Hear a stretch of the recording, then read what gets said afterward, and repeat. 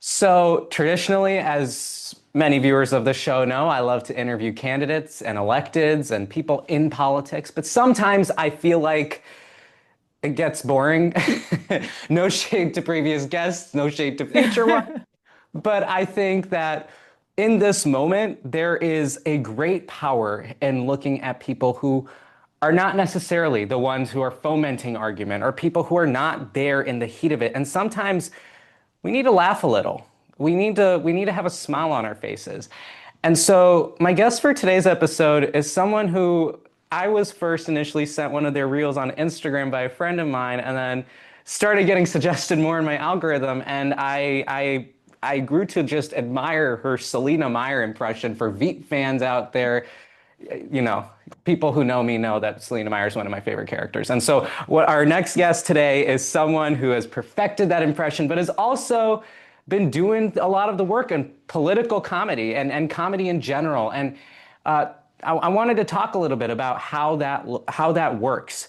And so, joining me today to talk about this field of comedy, political comedy, and a lot more, I am joined by Shea Depmore. Shea, thank you so much for joining us here on the Ishaan S show today. Oh my God, thank you, Ishaan. I'm so happy to be here and also like a little bit intimidated that I feel like politics is very interesting. I don't know if I would hold me up to making this not boring, but I will do my best. I think you're gonna do great, and it is it's so great to have you on. But before we do get into our interview here, why don't you take a couple of minutes to just introduce yourself to my audience? Yeah, I'm Shay. I'm an actor, and I think everyone probably is well up to date on the media landscape and what's going on in Hollywood right now. A lot of actors are making their own work, and I started doing that quite a bit ago, especially like kind of around pandemic times, like a lot of people when we were all stuck at home. And to me, I didn't start out as a writer, so the easiest thing, like they say, to write what you know. And the one thing that was bouncing around my brain the most was like how anxious I was about the state of the world and our country. At the time, we had the same president that we do now, unfortunately. So, that was what was most on my mind and how I kind of fell into political comedy. I also just like grew up on Jon Stewart and Colbert and all that kind of stuff. So it was an easier place to start for me. I do other comedy as well. I'm in the sketch comedy world in LA, and I do shows at the Pack Theater, and I've been going through the Groundlings program and all that kind of stuff. But, you know, on my own, it's mostly political comedy and also very much a Veep fan and a Julia Louis-Dreyfus fan. So that's how that started. And that's been the current series that I've been doing on my TikTok and on Instagram. So. Definitely, like again, I was saying it off camera, but I have to say it's just on point, the impression. I was like, Uh, wow, it's great. It's Thank amazing. you.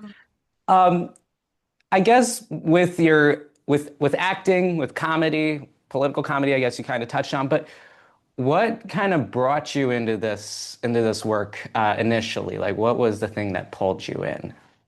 I mean, it really was. I wanted to have an avenue to be able to act. I mean, that is like purely a selfish desire. It's Hmm. just, I wanted to be able to do that. And it's very hard to get indoors in this industry. And a lot of people, not just myself, are making their own content for that reason. So it really did start there. I mean, purely selfishly, to be honest. But because the the thing that I kept wanting to go to talk about was politics. Like that was also an anxiety that I needed to like work through in my own life. Like I couldn't really think of, especially like wanting to work on comedic stuff. It's like it's hard to just for me, it was hard for me to focus on things that were just like silly everyday stuff at the time. Honestly, probably because I was a beginning comedian and like I didn't know, Hmm. how I had to focus on what was the most active in my brain, and that was my anxieties about, my own rights and the rights of my friends and what was going on with our country. And and yeah, so I just kind of learned how to develop my voice through writing political comedy. It started like one of the very first things I did. I mean, the very, very first thing I did was so long ago, but it was basically like kind of making fun of like liberals and how we were responding to Trump and like dealing with our own Um, anxieties. It was really like more self-deprecating. I had this character that was like going through like spiritual meditations to try and like make it mhm. through Trump's first presidency. Sandra was her name. So I did that like initially. That was my first kind of like foray into it. And then I threw some of uh, right at the beginning of like January 2020, I threw some of Trump's like speeches into I another girl went viral for this as well, and but she was lip syncing it before she started this. I was doing them Okay, as that's kind of funny. monologues, like drunk Uh-huh. Trump monologues. So that was like my very, very first thing was doing that. And I like, I did not go as viral as the girl that was lip syncing them. I feel like I kind of But remember something like that from January, like before COVID, right? Like right before before. COVID. Yeah, yeah. I It was feel like I before remember COVID. something like that. Yeah. I had like a moderate amount of success with it. Going back, I would give myself plenty of notes as an actor, Mhm. but it was a good way for me to get into it. And especially as someone that was like just learning to write, it was kind of like a nice entry in because it's like I was just using verbatim what he was saying. And it allowed me more time to write the other stuff I was working on. And then yeah, just I from there started doing a lot more sketches. A, a lot of them political in nature. I made like a lot of parodies. And then I took a big break once things kind of calmed down and more Hmm. things opened up in LA. I was able to do more live theater and kind of go back to what I was doing before before COVID changed all of our lives. Yeah. So I took a big break and kind of went through the Groundlings program. That was new for me. Still going through that. And, took some time away from making content to do more live and more non-political comedy.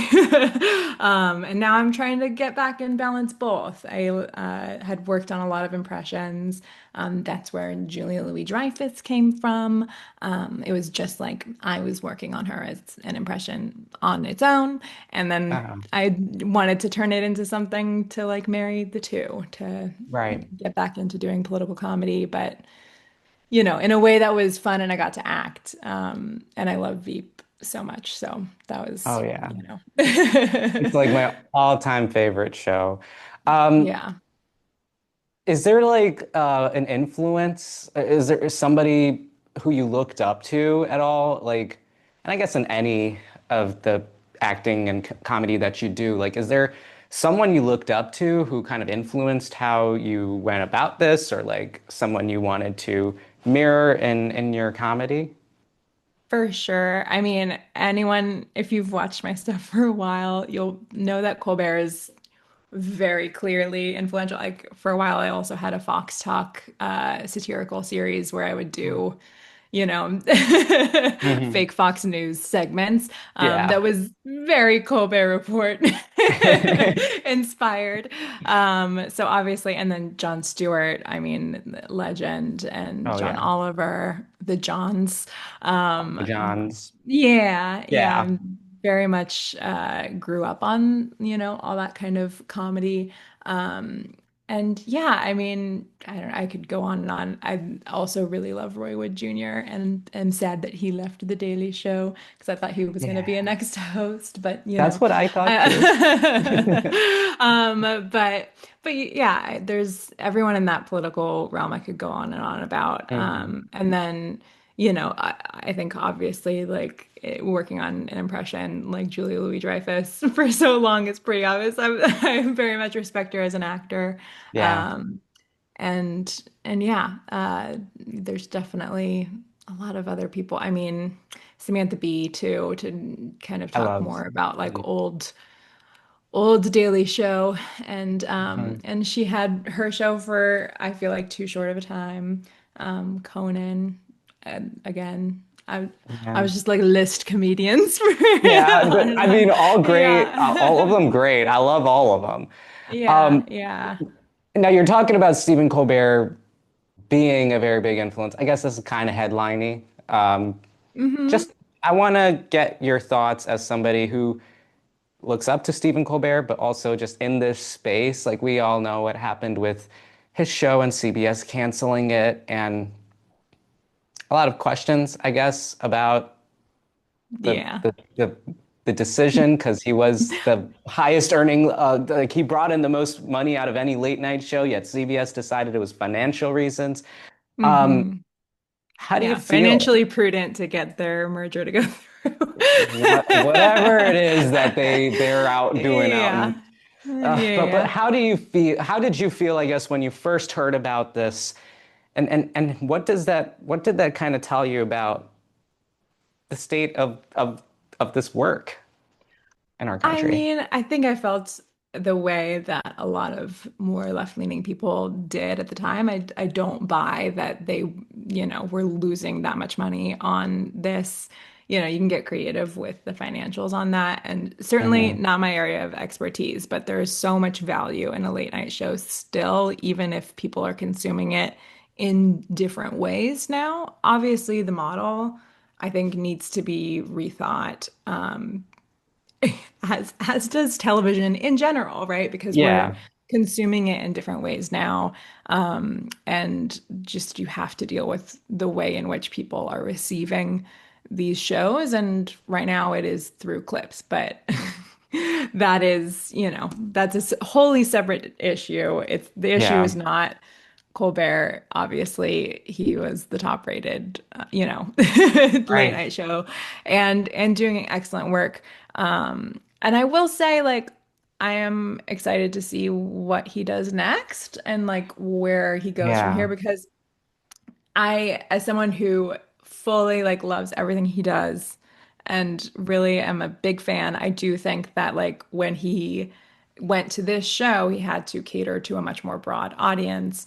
And I do think that there's some stuff that I'm like, he's a little bit more tame than I think he necessarily has to be. And maybe when he's outside of the CBS world, maybe we'll see what that's like. I don't know. Because we haven't really seen him in a long time get, to have like the non-network voice Yeah. Right. that is also not satirical, you know what I mean? Because before Hmm. that, it was all through a satirical lens. So I am excited to see what he does, after this year is done. But it is scary and hard to see just this, CBS is not the only network who is capitulating to this Yes. presidency and this administration. It's hard to watch, you know what I mean? It's like Hmm. I think we're handing over far too much power. But it was a financial decision for them. I don't think because that show was losing money. I think because There the was, administration was saying, yeah. hey, if you, want this deal to go through, financially, it would be prudent for you to let go of this show, right? Like, I don't think they were lying in that sense. But obviously, I think it's pretty clear that the reason was because, the show was upsetting to the administration. Hmm. I don't think it's like a huge like leap Some, to say that that's the case, right? I Um, mean, yeah, we're in the business of speculating out here, right? Because yeah, yeah, there's not a yeah. lot of info anyway. So what are we gonna do? Yeah, yeah, I feel confident speculating that. If I'm wrong, then, but I do think it's pretty likely that that is the case. I think we've Mhm. seen, a lot of similar stuff like that happen. And it's scary, like we are definitely in a world in which like it is the more and more we give away, our ground, the faster this we're going to be headed towards some pretty scary stuff in this country. So not Yeah. fun to see, but I am, looking forward to seeing what he does after it. So I'm curious too. He drops little hints every few weeks of what he might be thinking about, and I'm always and it comes to the top of my feed, and I'm always like, okay, Yeah, maybe something maybe. cool, right? Yeah, I think Um, so. when you look at this as a comedian yourself, and you know, making your jokes about the current administration, um, do you think like there's a point where you ever try or like is there a thought in your head sometimes that you might have to like cater some of your content or your comedy to maybe, I don't know, not upset as much? Because I do this stuff too, and Mm. I have my leanings, and I do make these episodes, and I'm very clear about my views, but even that runs in my head, and I'm not doing comedy. I'm honestly sometimes just reading facts, and I wonder like is there some prudence I should practice myself? Is there something I should be Mm. smarter about? Is that something that crosses your mind too, doing this stuff? I'm always thinking about how my work is going to be received, maybe in a way that like other comedians I think are more bold than I am. Mm. I'll certainly say that, but not because of this administration. Um, you know, I'm already on a list. Like, I think my work has been out there for long enough. Even though I'm not like some massive celebrity, I think if they're collecting lists of people who are speaking out about this administration, it's pretty clear that I'm on it, no matter what I do at this point. Um, Mhm. I I do uh, I do think though, when it comes to doing like political comedy or comedy about anything that's happening, like with topical stuff that's like our news goes so fast, right? Yeah, The thing that I do is try to not be like hopping on and throwing my opinion in immediately. One, because I think sometimes like I can get ahead of myself and not really know what I think yet.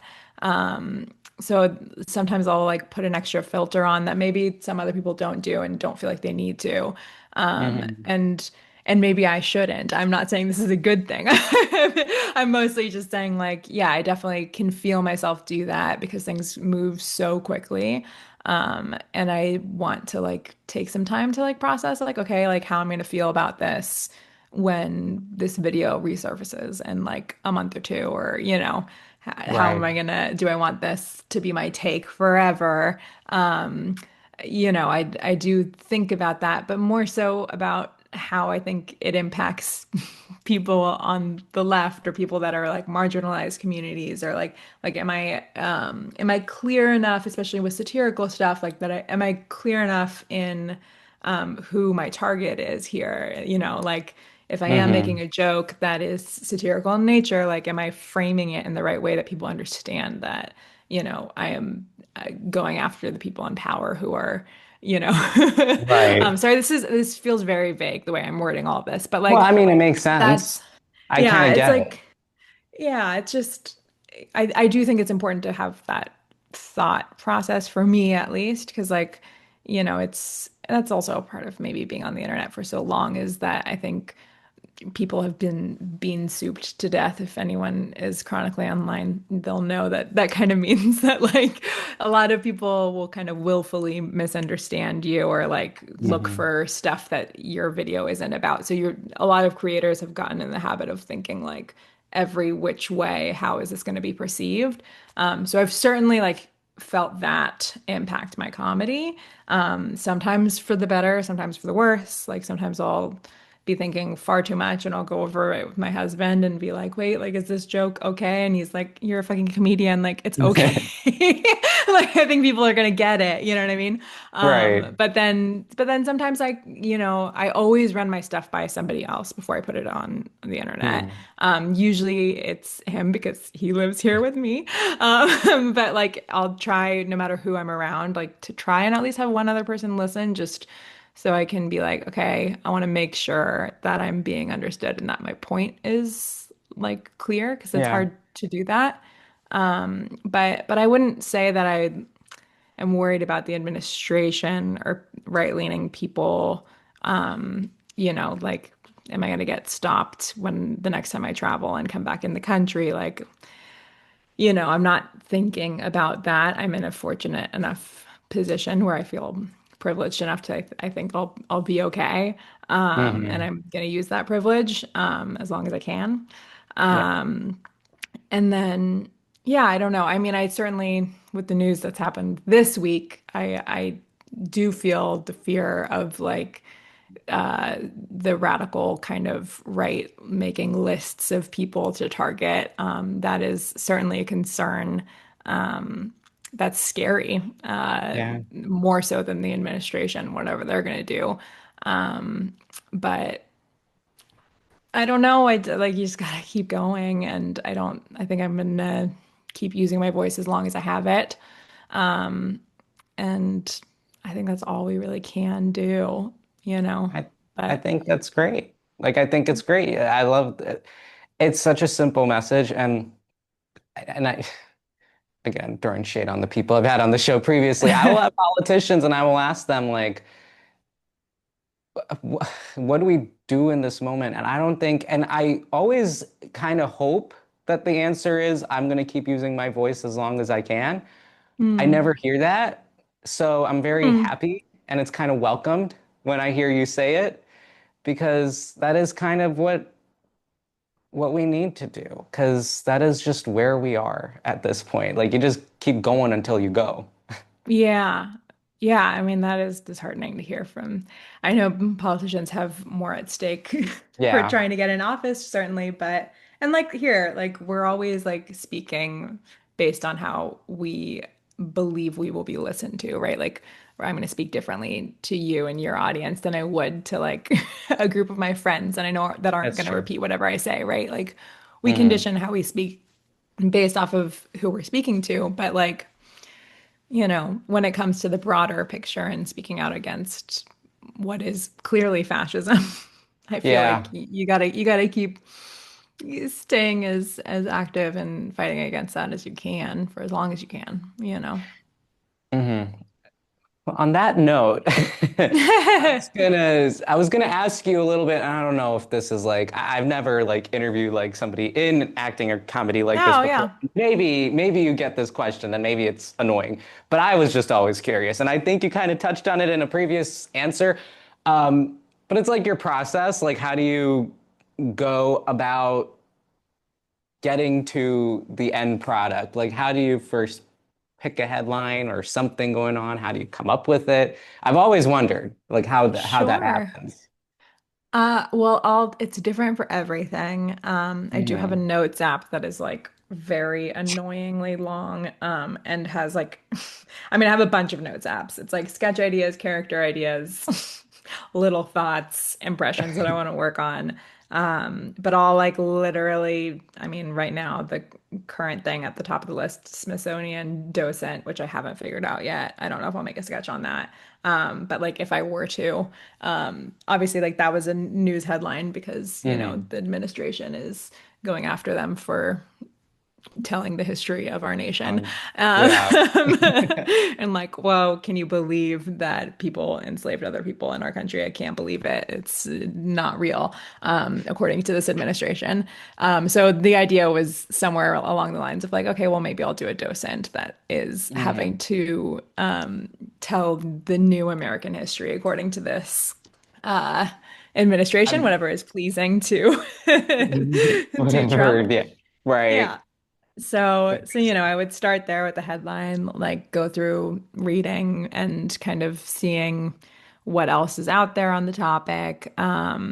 And then, yeah, I mean, usually it kind of comes through like a line or two, or, figuring out what the character is, putting together a monologue and figuring out what I need as the character. And then usually most of the stuff I do is on my own if it's not with my sketch group. So it'll just be a matter of, writing it, reviewing it usually with my husband because he's there first thing, Right. being like, does this make any sense? And then he'll usually say no. And then I'll be like, okay, let me go back and rewrite some stuff. And Got then it. And then yeah, when it comes to the Veep stuff, Veep is kind of nice to write for as someone who like writing is was my secondary skill in this world. Uh-huh. Because they already have a voice for all these characters and they're so fleshed out. It is a lot easier to do those because it's like, okay, I can look at the circumstance, whatever is in the news. And, for instance, one of the ones I hadn't gotten to that I don't know if I will because of news moved too fast for me to get to it. But, the DC takeover with the National Guard. It's like, Hmm. okay, so what in what situation would Selena Meyer like run into this news cycle, right? Yeah. JD Vance had to do a talk with Stephen Miller about it. I don't know if you remember if you saw that, like it was the two of them at the Yeah. White House. Hmm. They were kind of, presenting why it was a good idea that they were invading their own capital city. Um, Oh my so, so, God. so the idea was kind of like, okay, like Selena would probably be pissed that like Stephen Miller is I feel sharing the like she spotlight would. here, right? Yeah, So like that's yeah. like the character's already developed. Like I already know that she would be like, okay, I want to own this myself if if I'm having to defend invading my own city. Like, first of all, I don't want to do it with this creep. So like he's not gonna help sell the idea.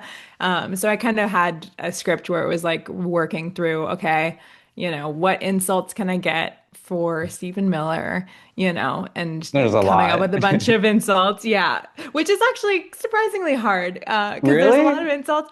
I will say yes, because a lot of the insults that most people go to rely on some anti-Semitic tropes that I don't want to Oh, touch. And the other thing too with doing the Veep stuff is that their insults are so good and so specific you're that I don't, very yeah. yeah, I try my best to get close to them and I think I get like maybe halfway there. Um, Hmm. the thing that I don't want to do if I can avoid it is to go to the first joke, right? Like, that Yeah. is a thing that you learn in improv is like, you don't want to stop with like A to B. You want to like go to A to C. You want to kind of think of the next thing that is like a little bit deeper, that could, would be more specific and would not be just the very first thing you think of, right? You want to kind of Interesting. take it a step Yeah. further and escalate it a step further.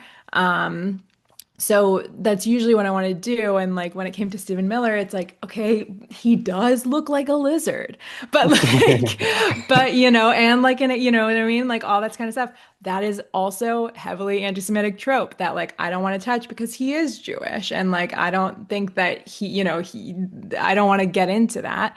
Yeah.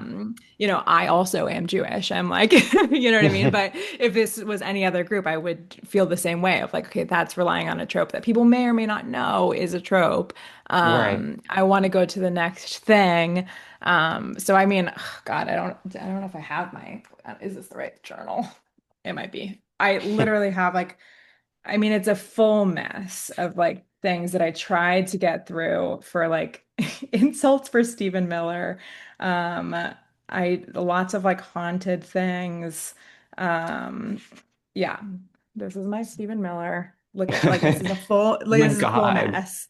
It's a lot. There's a Yeah. lot going on there. Right. Well, that's the thing. It's like you don't want to like stop with like your first idea. You want it to be like better. And I have so many bad ones. I mean, this is the thing. Like Mm. okay, this is one that would never make it.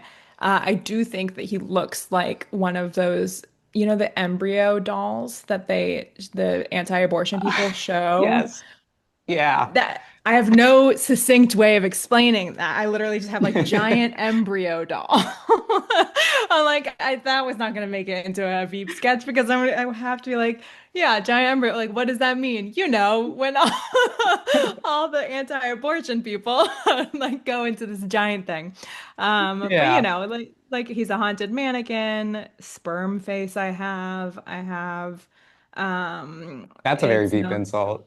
Yeah, right. Smart and Pace, we're almost there with that, right? This American Nazi. This is another one that was just too bad. Demon Baldy of DC. Um, like the demon barber of okay. Yeah.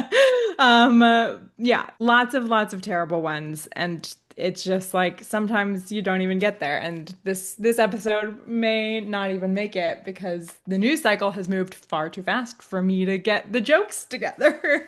So, I don't have a writer's room, so I do it at my own pace, and Hmm. when they come out, they come out.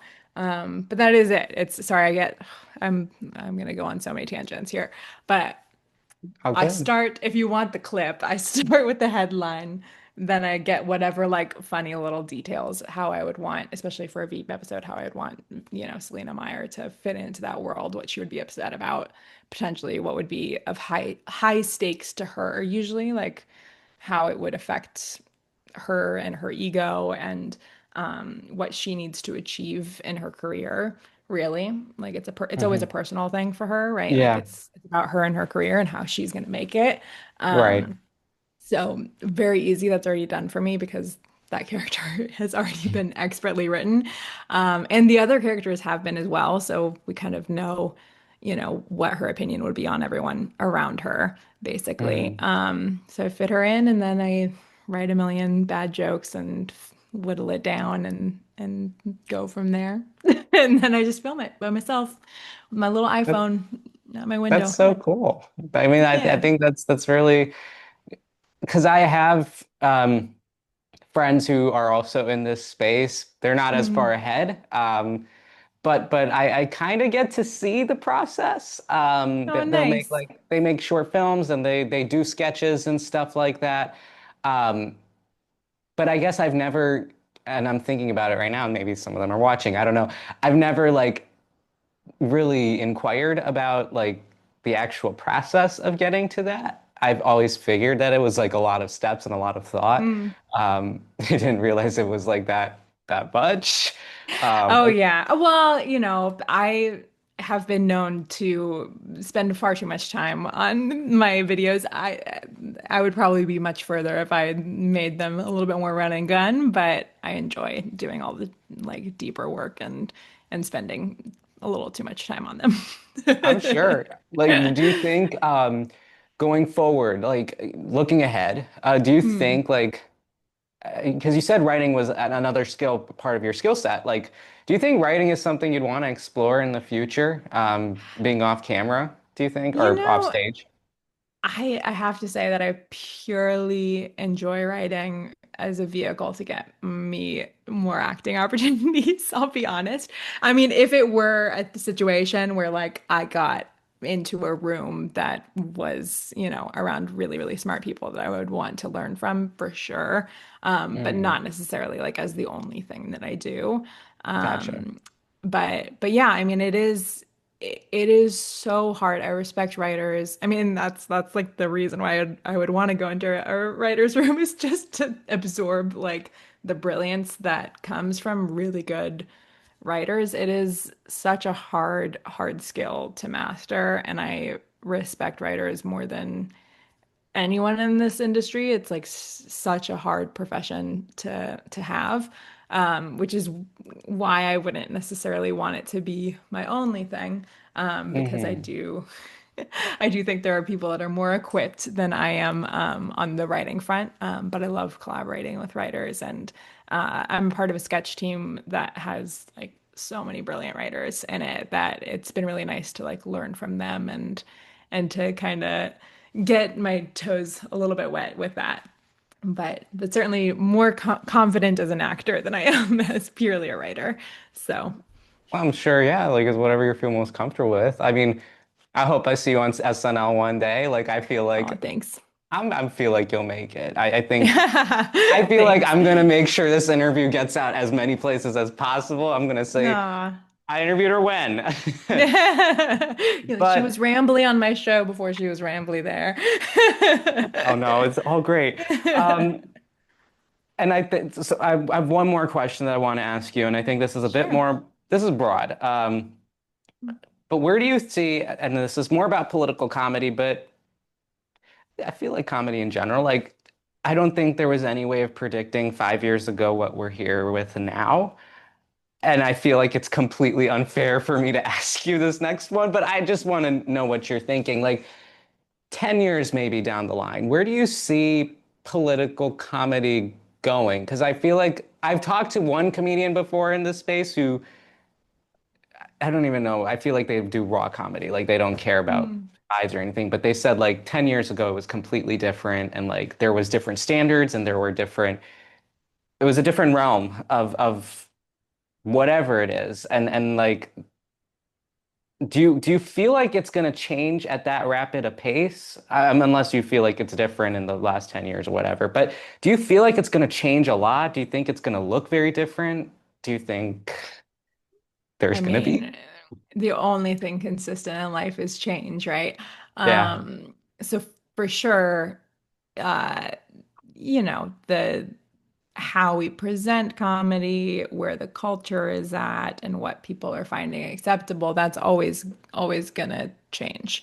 And but the craft itself it's that's gonna probably stay consistent. I do think that like it's really hard 10 years. The thing that scares me about 10 years is like we're in such like life or death situation right now.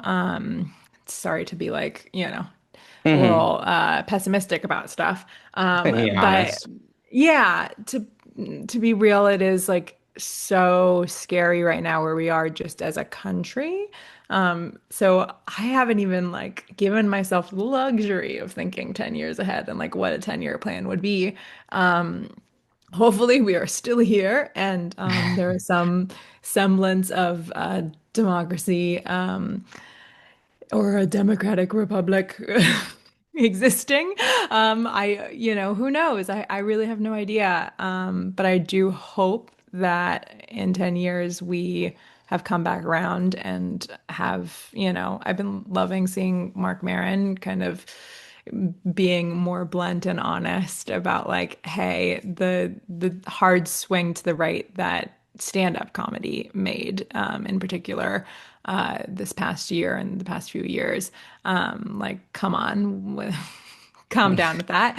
You know what I mean? I do think that a lot of that gets pretty hacky, especially when the people that they're going Hmm. after are literally like life or death, dealing Right. with just like having to fight for their rights and like what's the point in making fun of the people that are in that position? So I Yeah. I hope that that kind of continues to be uh, addressed and that people start to reflect and kind of swing back towards more, deep thought when it comes to creating comedy. Listen, not that I think that all comedy needs to be deep and incredible, but if we're talking about political comedy in At particular, least a little intentional and like, yeah. yes, yeah, yeah. I still love me some slapstick and some really dumb, you know, dark humor in whatever situation, but I don't think of dark humor in the way that those people would think of dark humor.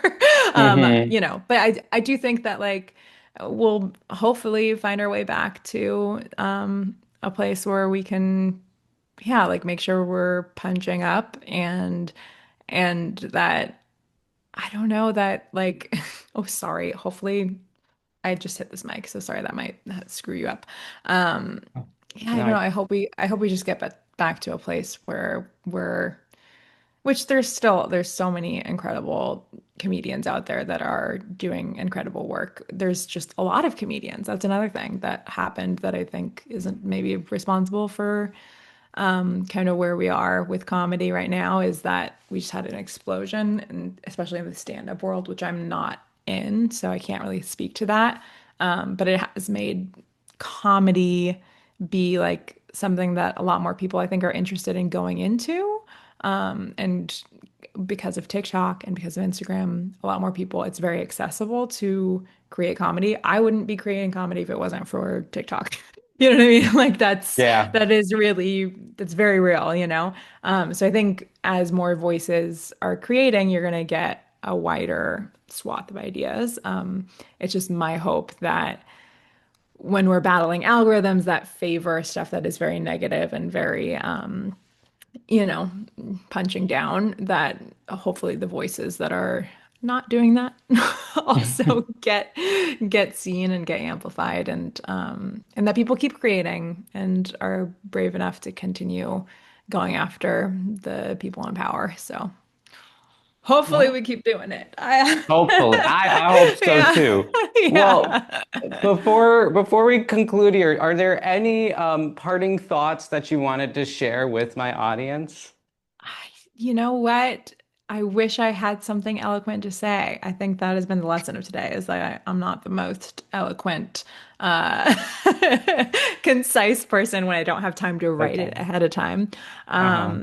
But yeah, I mean, I do think I hope that everyone continues to, find joy where you can find it. I do think it is, it's a long haul fight. I will also say, like, I don't know how far if everyone gets involved in like online discourse among the left.